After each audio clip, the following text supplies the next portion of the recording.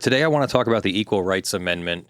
Biden made an announcement that he believes the Equal Rights Amendment is enacted, is in effect. The funny thing is, no one in power to enforce the Equal Rights Amendment thinks that it is in effect or enacted or otherwise enforceable. So I thought it would be interesting to take a look at that today. Biden declares Equal Rights Amendment law of the land in probably symbolic statement, quote, "The Equal Rights Amendment is law of the land." It's a very helpful quote. No, I'm sure there's more to the statement. Let's try to find it. Here's the statement. I have supported the Equal Rights Amendment for more than 50 years, and I have long been clear that no one should be discriminated against on the basis of their sex. We as a nation must affirm and protect women's full equality once and for all. On January 27, 2020, the Commonwealth of Virginia became the 38th state to ratify the Equal Rights Amendment.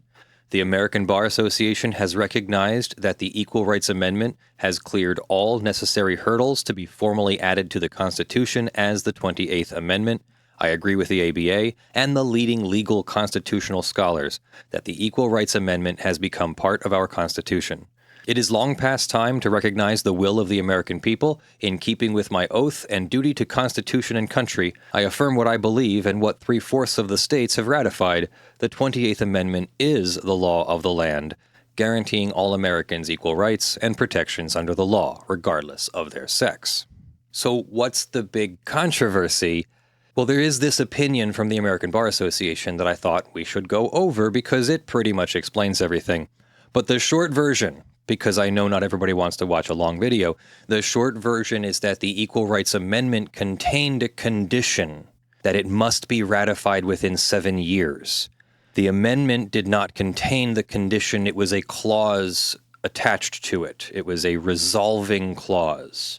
And this story is about the interplay, the conflict, the power dynamic between the Constitution of the United States and the actions of Congress and the President with respect to the rules for such ratification. Can you write into the resolving clause of an amendment to the Constitution a time limit for ratification? And can that then be modified by a simple majority of Congress? Let's take a look at the ABA's opinion and see what they have to say. And you might just find yourself agreeing with me that the Equal Rights Amendment is already in force. Resolved that the American Bar Association supports the principle that any time limit for ratification of an amendment to the Constitution is not consistent with Article 5. Of the Constitution. Further resolved that they support the principle that Article 5 does not permit a state to rescind its ratification.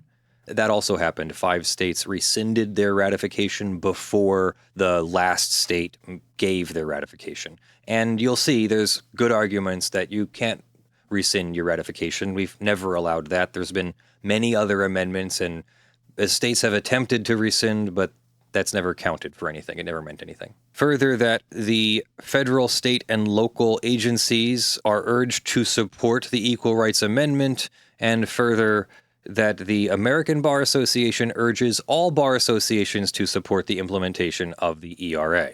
The American Bar Association has a record of long-standing and steadfast support for the Equal Rights Amendment as reflected in policy resolutions adopted in 1972, 1974, and 2016. The ERA has always been important. It is true that many existing statutes prohibit discrimination on the basis of sex, provide for gender equality, and protect women's rights, including Title VII barring sex discrimination in employment, the Pregnancy Discrimination Act, educational safeguards in Title IX, the Violence Against Women Act, and more. However, the existing federal and state laws prohibiting sex discrimination are at best a patchwork. Further, Congress can easily amend or even repeal anti-discrimination statutes. The executive branch can fail to enforce statutes or refuse to aggressively enforce them. And courts, including the U.S. Supreme Court, can interpret statutes narrowly or based on social or political bias, stripping them of much of their force and effectiveness. The same is true of state laws and state branches of government. Statutory provisions thus lack the permanence and authority that constitutional protection of the equality of the sexes would afford. Now, another thing to remember is that the recent Supreme Court decision in Dobbs didn't just overturn protections for abortion. It overturned substantive due process, at least in part. It was a narrow decision, but it overturned the basis for substantive due process. Substantive due process is the basis for interracial equality, marriage equality, LGBT equality. You'll see it in a second. In fact, why don't we go there now? Let me explain, using the law, what substantive due process is. This is the Equal Rights Amendment, right here. It starts with this resolved clause. We're going to get to that in a moment, so just bear in mind I've skipped the resolved clause.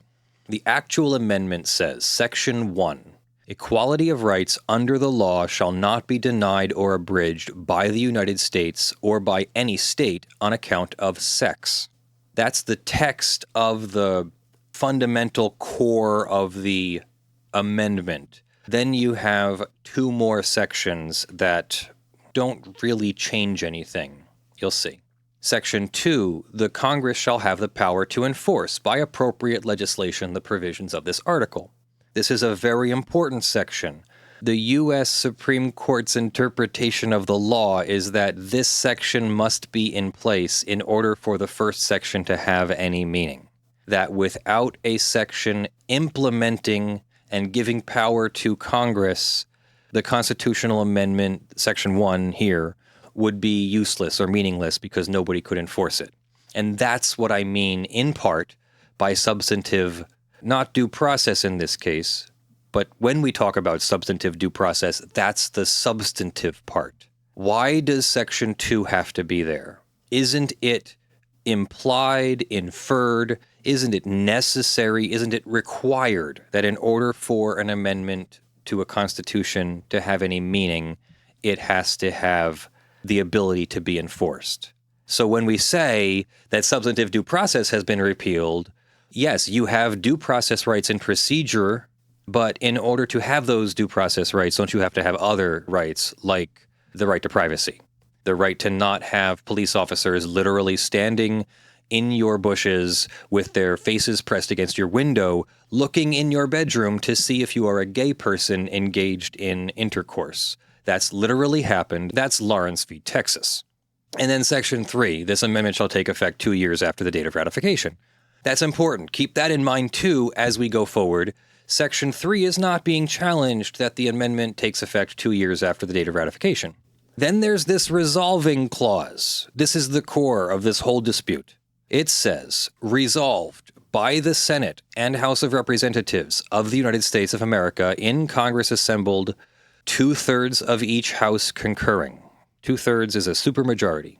That the following article is proposed as an amendment to the Constitution of the United States, which shall be valid to all intents and purposes as part of the Constitution, when ratified by the legislatures of 3/4 of the several states within 7 years from the date of its submission by the Congress. Now, I cannot stress enough how incredibly important it is to pay attention to these words for this discussion, because the big reveal comes when you realize whether Congress had the right to do that and what is the effect of Congress, including that highlighted section. We're going to scroll back up and start from the beginning again. The ERA will heighten the level of judicial scrutiny applicable to claims of sex discrimination. At present, such claims are subject only to intermediate scrutiny.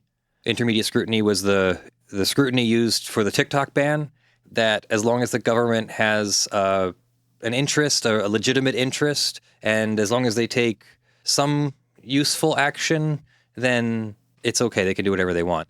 Heightened scrutiny, or should I say strict scrutiny, that intermediate scrutiny is heightened scrutiny. Strict scrutiny would mean that the law has to be narrowly tailored to only affect a very specific and legitimate governmental interest, which would be a much higher burden on the government and a much lower burden on the people being discriminated by sex. Under the ERA, sex would be considered a suspect classification, just like race, ethnicity, and national origin, and claims of sex discrimination would be subject to strict judicial scrutiny. To be upheld as constitutional, action discriminating based on sex would have to satisfy the most stringent level of review, a necessary relation to a compelling state interest. Specifically, the greatest legal protection afforded to women today rests on the Equal Protection Clause of the 14th Amendment. However, the 14th Amendment was intended as a guarantee of equal citizenship to formerly enslaved persons after the Civil War, and later extended to include people of all races. Historically, it did not guarantee equality on the basis of sex. That's very important, because we now have a Supreme Court that interprets things based on the original writing of the Constitution and the original text. Textualists, originalists, and not we update the Constitution for 250 years later and what we know about society then. By judicial interpretation, the 14th Amendment was read to cover sex discrimination for the first time in the 1970s during substantive due process. Courts have continued to look to the 14th Amendment in sex-based cases for the past half-century. All of that is now in jeopardy. Originalists on the Supreme Court and elsewhere argue that because the framers did not intend for the 14th Amendment to cover sex, it should not be so interpreted now. The late Supreme Court Justice Antonin Scalia famously stated, "Certainly the Constitution does not require discrimination on the basis of sex. The only issue is whether it prohibits it. It doesn't. Nobody ever thought that's what the 14th Amendment meant," he said. To the extent that the Supreme Court's recent decision in Dobbs and elsewhere evince a majority's embrace of originalism, long-standing interpretations of the 14th Amendment are in grave peril. And that I agree with. If the Supreme Court can walk back substantive due process and 50 years of legal protections for people, yeah, this is in there. All of it's on the table. All of it's up for grabs. So how does this work? How does the Equal Rights Amendment become a constitutional amendment? The process is set forth in Article 5 of the Constitution. First, we propose an amendment.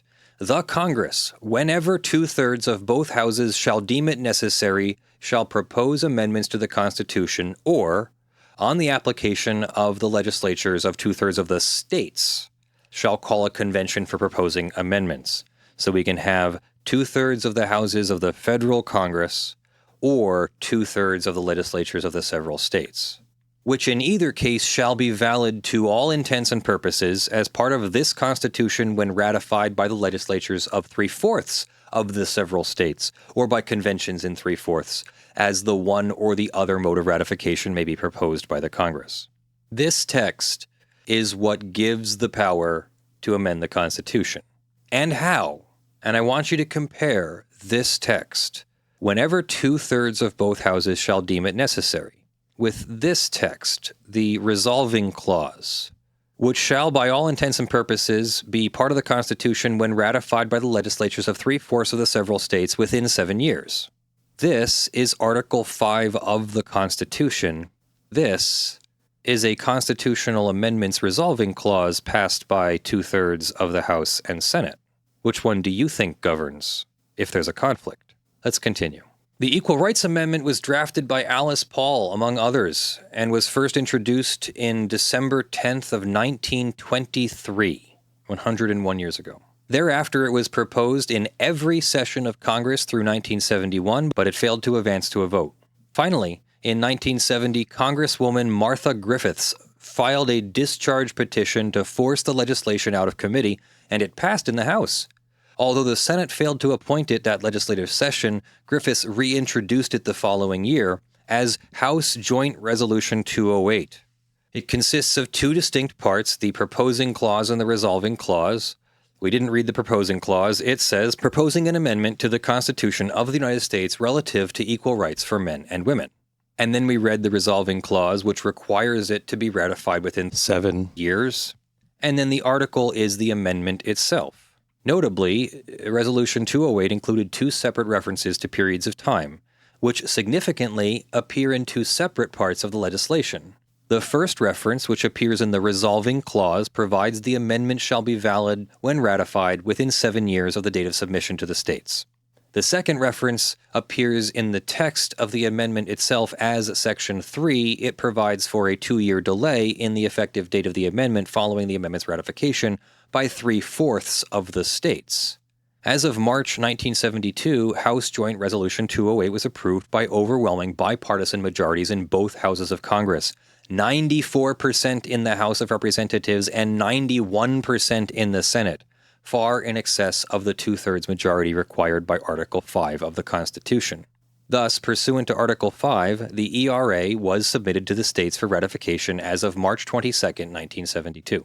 Within 48 hours, 6 states ratified. Within 9 months, 22 had ratified. Another 8 states in 1973, but momentum had begun to stall. The ERA was the victim of a concerted campaign by conservative activists allied with the emerging religious right. Conservative lawyer Phyllis Schlafly's fear-mongering cautioned crowds about what women's libers might do to U.S. culture.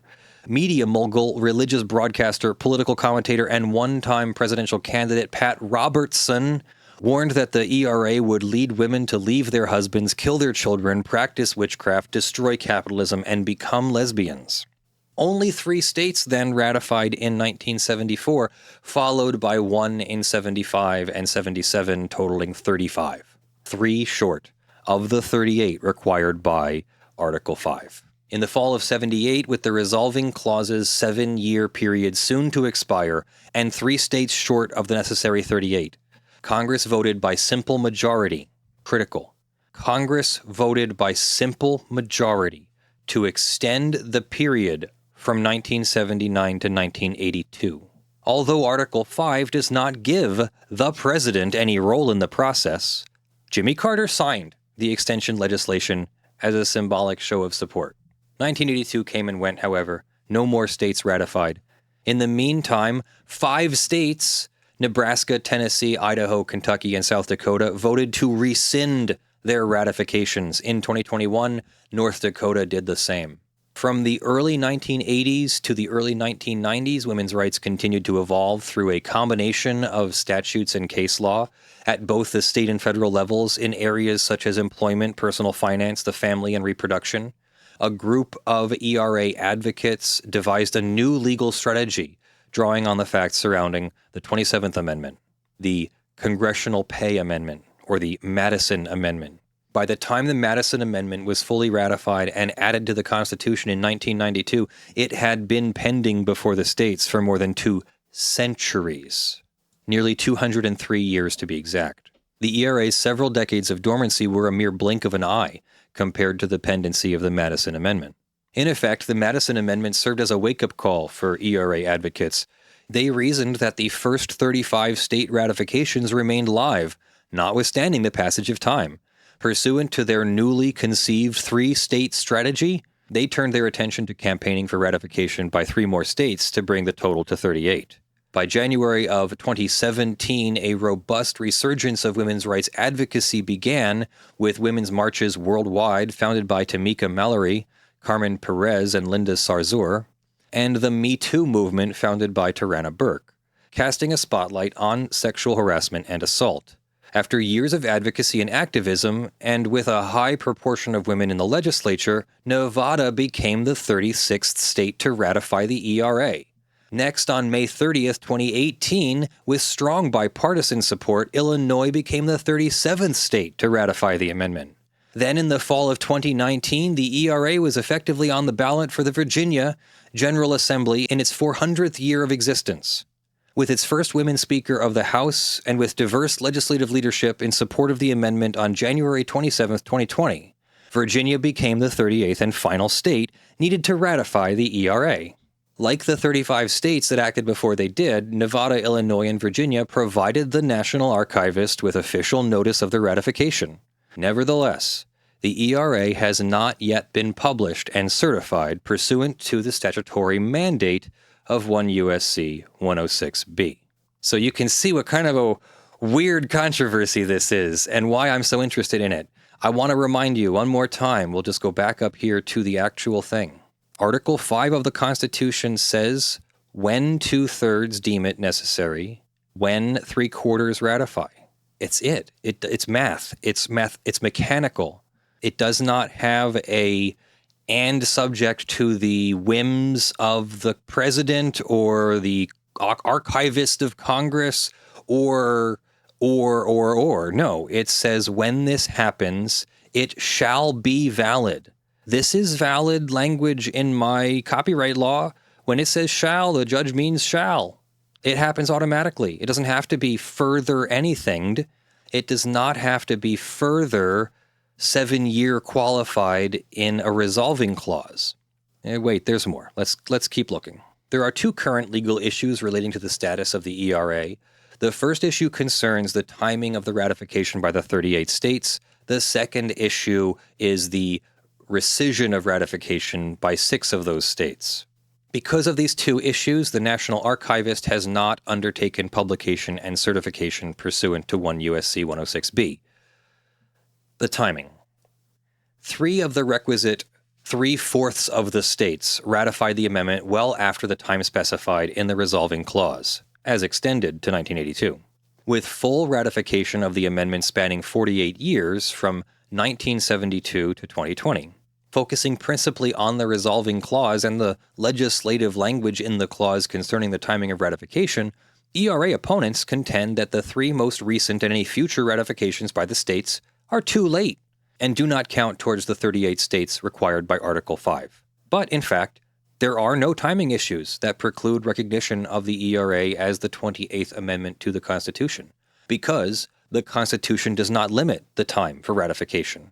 Although there are many constitutional provisions that address timing, the Constitution includes no provision that limits the time for ratification of constitutional amendments by the states. In a 1992 opinion on the subject of the 27th, the Madison Amendment, which was ratified after 200-plus years, the Department of Justice's Office of Legal Counsel underscored this fundamental point, noting, "The plain language of Article 5 contains no time limit on the ratification process." ERA opponents concede that the text of the Constitution includes no limit on the time for state ratification of a constitutional amendment.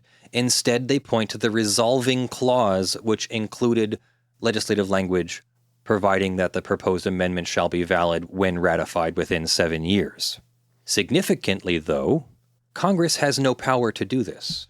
Congress has no power to unilaterally add a ratification time limit to Article 5. Congress cannot impose a ratification time limit on Article 5 without an amendment to the Constitution.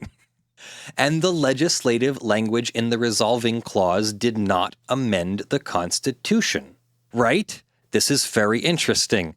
You have my attention now, right? Follow my crazy brain. The Constitution is the basis for power. Congress can't act without power given to it by the Constitution. Congress cannot vote for anything at all that would override the Constitution in legal theory or philosophy, the mechanics of the operation of law. If you follow me for a moment and make these assumptions with me, assuming that Article 5 of the Constitution overrides or when in conflict beats, I don't want to say trumps, beats the law or whatever written by Congress. And if Congress hasn't passed a constitutional amendment saying that Congress can set limits for the amount of time for ratification, then Congress can't set limits. I'm wearing a special hat here today. This is my Bethlehem steel hat. Bethlehem enacted a cell phone ban while driving.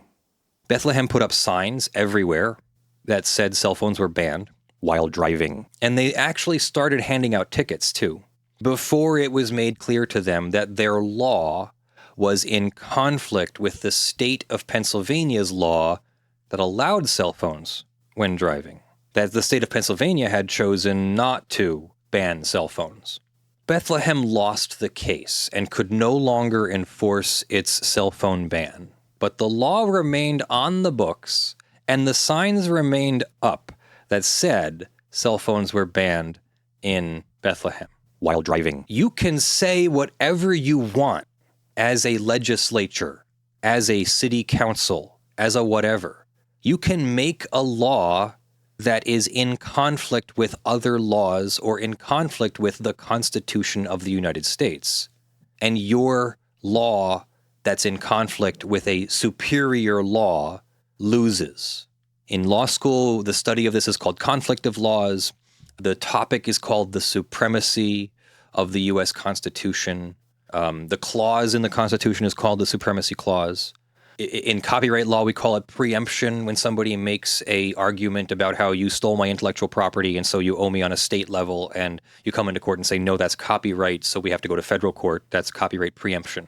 This is what's happening here. The Article 5 is in conflict with this resolving clause.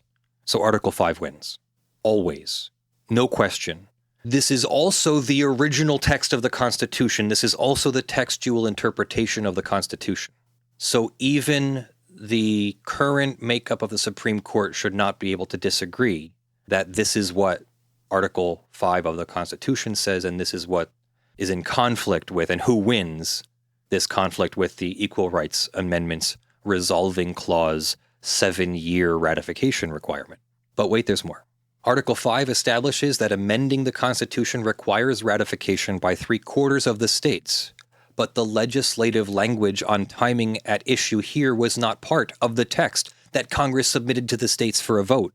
That language was included only in the resolving clause, not in the amendment, and ratification did not require states to vote on the resolving clause. Ratification required only that states vote on the text of the actual amendment, the 3 numbered sections set forth in the second part of the joint resolution, including the section numbered 1, the operative section, and then the implementing clause, and then the 2-year delay. Because the legislative language concerning the timing of ratification was not incorporated into the Constitution as an amendment by the vote of 3/4 of the states, the timing of the ERA ratifications by Nevada, Illinois, and Virginia is of no moment, no meaning. All 3 states validly ratified the ERA in accordance with Article 5 of the Constitution and must be counted towards the 38-state threshold. Although scholars emphasize that constitutional amendments are effective immediately upon ratification by 38 states without any action by Congress, some members in Congress, in the interests of clarification and expedience, have proposed legislation declaring the ERA as valid having been ratified. However, ERA opponents contend that any congressional action to extend or eliminate legislative language on the timing of ratification would have had to occur no later than 1982. The ERA opponents argue that today's Congress can take no action that affects the language in the resolving clause concerning the timing of ratification, but there is nothing in Article 5 that can be cited to support that view. As the U.S. Department of Justice's Office of Legal Counsel has pointed out, one Congress, the 1972 Congress or the 1979 Congress, has no constitutional authority to bind a subsequent Congress. Some opponents also argue that any legislation to extend or eliminate the date must be passed by 2/3 of each House of Congress, because that date is an extension of the date established by the original joint resolution, which similarly required a 2/3 majority. Crucially, the legislative language at issue here was not passed by 2/3 majority. The extension was only passed by simple majority. The legislative language at issue here was in the resolving clause, which, like most congressional action, requires only a simple majority. A simple majority in no way could ever override an article of the Constitution. Significantly, when Congress adopted the extension resolution to extend the timing from 1979 to 1982, Congress also did so by simple majority. The rescissions. In addition to opponents' arguments focusing on timing, some opponents also assert that 6 states have rescinded their ratification and should not count towards the 38 states required under Article 5.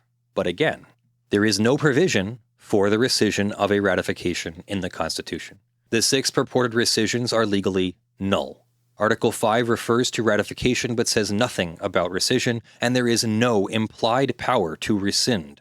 The history of the Constitution bears out this result. James Madison dismissed the notion of conditional ratification, emphasizing that ratification is in toto forever. And indeed, the very definition of ratification bars revocations. They included it.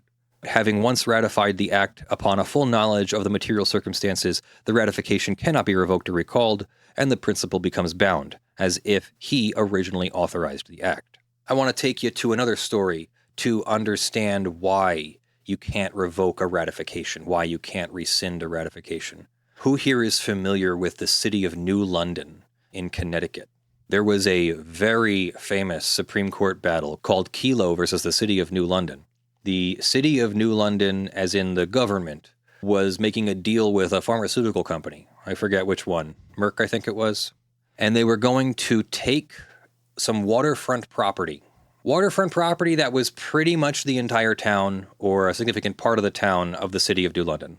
And they were going to take the entire section of waterfront property and give it/sell at a very low rate to a pharmaceutical company that was going to come in and make economic improvements to the area. They would build a waterfront office building, and there would be services nearby, and they would even keep access to the waterfront open to the public or something. I don't know. Think about this. If train tracks have to come through your area, think about what would happen if you didn't have a way to force it. If there are 10 properties that have to be modified so that the train tracks can go through or that Merck Pharmaceuticals can have its waterfront property, what do you think's going to happen when 9 people sell, but the 10th one doesn't? The 10th one is suddenly going to want millions and millions and millions of dollars more than their property is worth because they're the holdout. They're the last one. They're in your way, and your entire multi-million billion-dollar project can't go forward because of the house from up. So that's why we have eminent domain. Eminent domain allows you to take, with just compensation, which is always the contention. What is just compensation? And the big thing in the city of New London, the Kelo versus city of New London case, the big deal was that could they take the property even though it's being given/sold to a pharmaceutical company? And the answer was yes. Yes, you can take it. The government just has to have basically any rational reason. I studied this in law school, and it was depressing. The point is, what do you think would happen if you had 38 states required for ratification and 37 have ratified and, I don't know, Texas is the holdout? Don't you think Texas, just looking at Texas's current behavior, don't you think Texas is going to demand a bribe or is going to demand concessions or is going to just be super happy that they can be the one that gets all the attention from holding out? Now, yes, it's that one holdout plus the other third, that are holding out. So I agree that it's not just one. But this is why you can't take back your ratification, because once you ratify, you could say, well, if you don't give me X, I'm going to take back my ratification and screw up your constitutional amendment process. So no, you can't take back your ratification. Of course you can't take back your ratification. Uniform past practice stretching back more than 150 years similarly compels rejection of the purported rescissions. In 3 prior cases, states had ratified an amendment and then voted to rescind. The 14th Amendment was rescinded by Ohio and New Jersey. The 15th Amendment was rescinded by New York. The 19th Amendment was rescinded by Tennessee. In each instance, the rescissions were ignored, and the states were treated as having ratified the respective amendments. So too the rescissions at issue here must be ignored, and the 6 states, Nebraska, Tennessee, Idaho, Kentucky, South Dakota, and North Dakota, must be counted as having ratified the ERA. Then the publication and certification by the archivist seems like something that's supposed to happen automatically. It is a ministerial role. Whenever official notice is received at the National Archives, the archivist shall forthwith cause the amendment to be published with his certificate specifying the states by which the same may have been adopted and the same has become valid to all intents and purposes as a part of the Constitution. So that formality hasn't happened yet because the archivist of the United States does not agree with this reasoning, which that doesn't matter. It doesn't matter if they don't agree. That's not what their role is. Their role is not to make a judgment. Their role is to do the thing once the thing has happened, and they're just disagree that the thing has happened. I professionally, after reading this, agree that the thing has happened, and the Equal Rights Amendment should be in force right now. should be in force as of 2 years after the 2020 ratification by Virginia. So it's really interesting then, if someone's rights are violated in a way protected by the Equal Rights Amendment now, but the government doesn't recognize it because the archivist never certified it, what kind of claim do you think you have? I don't know, a writ of mandamus ordering the archivist to do their job, a 1982 claim, a 42 U.S.C. 1983 claim, for violating your rights. Yeah, I mean, I'm not saying it's the world's clearest claim. I probably want to defer to the ACLU on this one, or someone with a lot more First Amendment or constitutional experience than me.